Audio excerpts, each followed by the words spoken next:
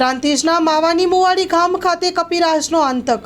સાબરકાંઠા પ્રાંતિજના માવાની મુવાડી ગામ ખાતે કપિરાજે આતંક મચાવ્યો છે, જેમાં ગામના એક નાના બાળકને કપિરાજે બચકા ભર્યા હતા। ત્યારે ગામના ભય ફેલાયો હતો અને બાળક પ્રવીણ પન્નો મનોજસિંહ ઝાલાને ઈજાઓ પહોંચાડી હતી।